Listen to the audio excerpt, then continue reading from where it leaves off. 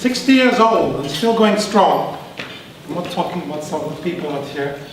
Obviously, I'm talking about the Eurovision Song Contest, as we all heard, is celebrating the 60th anniversary this year. Did you know that the Eurovision Song Contest has had over 1,400 songs that participated in since the time it was formed? I also found out that Cyprus actually gave Eurovision the 900th song in 2003. While researching, I found the slogan for this year's Eurovision contest is building bridges. I think it's a great slogan because it stands for what Eurovision has been trying to achieve for all these years, which is to bring people together. The theme for this year's contest is also wonderful. The artwork which goes along with it is that of a spear and has a wave cutting across it. It symbolizes being united and diverse at the same time. Now, unity in diversity and diversity in unity is a phrase which is often used to characterize Europe. Now, as I heard this, I started to think to myself, I've heard this before. And I was right. It is a phrase which is used to describe my own home country, India, for many, many years. Now, I'm Toastmaster, fellow Toastmasters. Today, I want to talk about two of the world's biggest and greatest democracies out there, Europe and India. What they share in common, what are the differences, and what are the challenges that they face today? Now, at first glance, you might think, Europe and India are strikingly different. However, the whole unionization of Europe over so many years has made it apparent that these two share a lot in common. Just like the European Union, India too is a union of states. The EU today has 28 member states, and so did India up until last year, when we broke up one state to make it 29. The EU today has 24 official languages, and India has 22. Both EU and India are stuck with a uniform currency. Now, EU was formed sometime after World War II, when the politically different countries wanted to form some kind of an economic union to establish peace in the region. While the EU was actually established somewhere around 1957-58, the seeds of the EU were actually laid way back in 1947-48.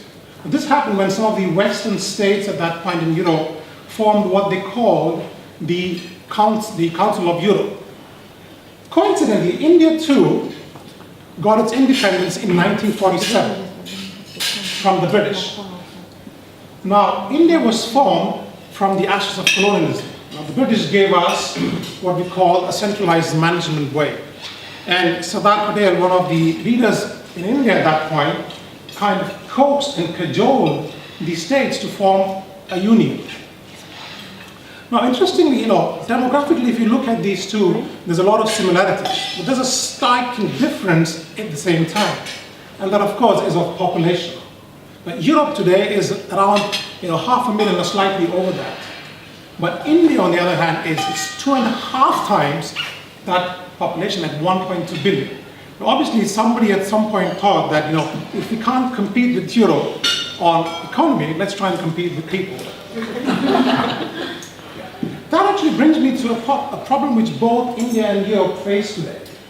And that problem, I was reading this article some time back which talks about Indian politics being big and messy, with hundreds and millions of voters, with having, different backgrounds. It's bound to be a very diverse and different views about everything. Very often, local and state level issues and agendas take precedence over national level priorities and agendas. Now, this sounds very familiar to me when I look at the EU.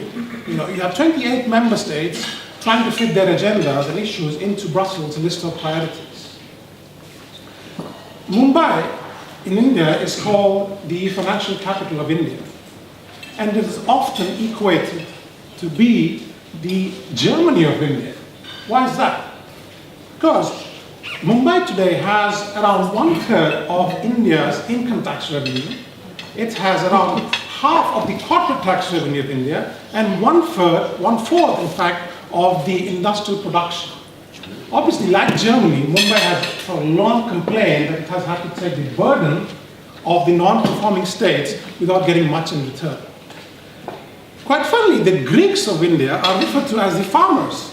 More specifically, the wealthy farmers who have been beneficiaries of long-time political patronage, ridiculous tax exemptions, billions of rupees in subsidies, and cheap and sometimes free electricity.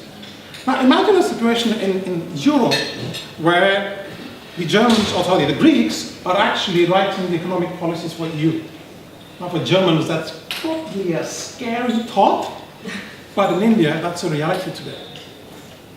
Now India and EU share a lot in common, but there's one other thing which I think is very different in them. Today, out of India's population, 65% of that population is under the age of 35. EU, on the other hand, is trying to battle with an aging population and a declining workforce. This, coupled with the current financial crisis and the declining euro, is obviously raising doubts in many people's mind on the sustainability of a unified Europe in the long term. India, on the other hand, has defied these separations and these exclusions over its 60+ years as United Nations. Not only has it stood as the world's largest democracy, it has also proved that it stood as a union of states. This is a testament to the fact that it is possible to create a unique identity out of seemingly disparate and broken multiplicity. What does this mean for Europe? Now, India as an emerging power has long been talked about. I personally believe EU can do the same, with socio-cultural events like the Eurovision, and more importantly, socio-economic policies, the right kind of socio-economic policies. I firmly believe EU is and can become the emerging power in the world tomorrow.